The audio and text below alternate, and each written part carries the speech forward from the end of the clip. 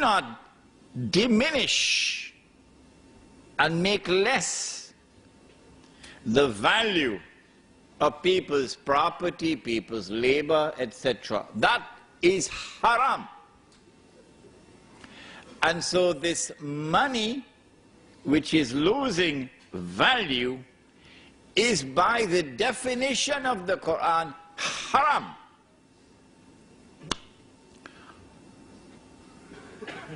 But we were asleep. Let me include myself in it so nobody will be angry with me. We were all asleep. And we didn't recognize that we were being taken for a ride.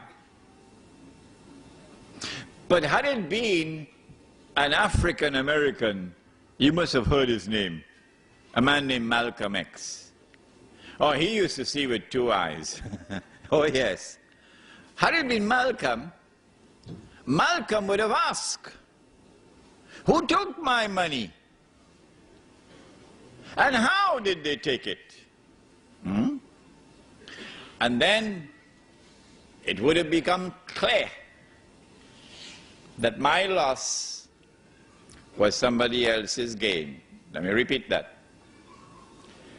When my money could no longer buy a camel, it could only buy a donkey. The value of my labor has been diminished by half. My loss was somebody else's gain.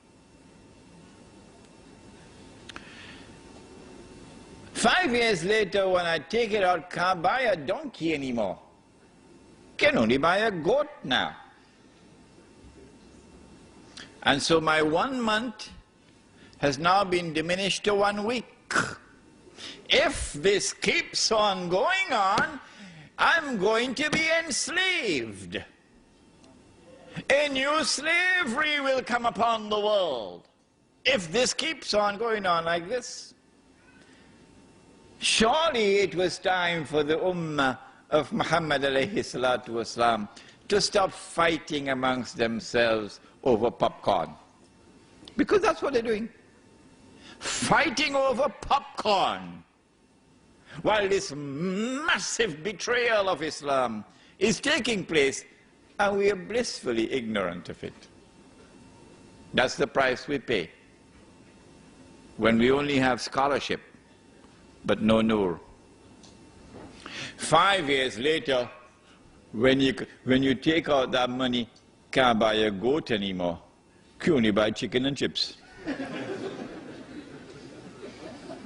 That's where Indonesia is now. That is where Indonesia is now, chicken and chips. That's where Turkey is now, chicken and chips. Yes. And still we're fighting over popcorn.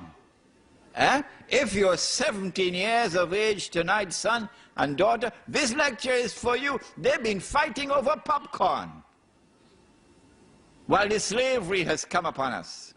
The Indonesian rupiah is now trading at about 10 to 11,000 rupiah to $1 US. And you'd want to know, well, why is the relationship, the value of the money always linked to the US dollar? We'll explain to you that tonight. When the Indonesian rupiah collapsed 3 years ago, dramatically, there was nothing wrong with the Indonesian economy. The International Monetary Fund or the World Bank just 2 or 3 months earlier had given a clean bill of health to the Indonesian economy. Nothing significant had changed in that economy when George Soros and company attacked. And the banking centers around Indonesia attacked. Singapore, let's put it into the record tonight, is one of them. The Indonesian rupiah collapsed overnight. It was trading, I think, about 8,000 and it fell to 20,000 within a matter of 1 week. And more than a half of the population of Indonesia were instantaneously reduced to poverty. There is such massive poverty in Indonesia today that the country is riddled with violence. And our sisters, oh, let's put it, my sister and my daughter and my mother must now sell her body for $1. It's very cheap now, $1. Yeah, it's happening while those fellows are fighting over popcorn. What about Turkey? It's not by accident that Indonesia was attacked. It's not by accident that Turkey was attacked like this. Because the Indonesian is different. He's a warrior, he's a fighter. He'll give his life for Islam, the Indonesian. And the Turkish Muslim in the villages are like that. They love the deen and they'll fight for it and they'll give their lives for it. But Israel needs Turkey. Israel needs the water of Turkey. And Israel needs the support and the alliance of the Turkish military of Mustafa Kemal. So in order for the military to take control of the country, and in order for Israel to get that supply of water from Turkey, you've got to enslave the Turkish masses. So do you know what is the value of the Turkish lira now? At what is it trading? Do you know? It is trading at 1.5 million Turkish liras to $1 US. Now, don't you think this is an important subject to teach? Yeah. Yes. And there are those who now will have to teach this subject after I leave Australia. Yeah. 5 years later, we take out the money, can't buy chicken and chips anymore. No? You don't believe me? It's coming. It's coming. It's around the corner. You can't buy chicken and chips with it anymore. You can use it as wallpaper. The collapse of the international monetary system based on paper money with no intrinsic value, that collapse is around the corner.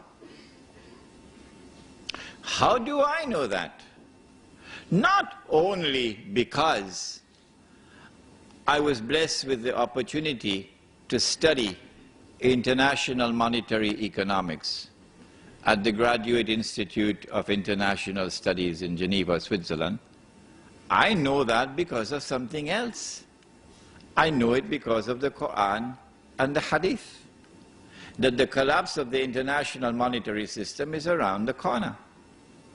When it all collapses, and we'll come back to this, what will be money?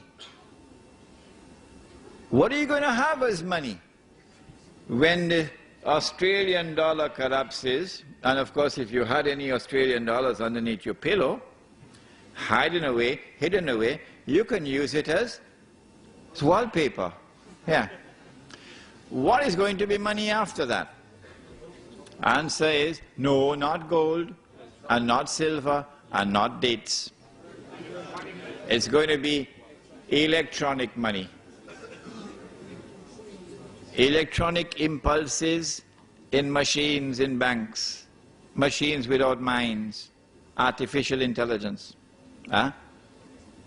The plastic you'll use to access the money, but the plastic itself would not be the money. The money is going to be electronic money. So listen to this. I don't know whether you'll be able to digest your dinner now after this.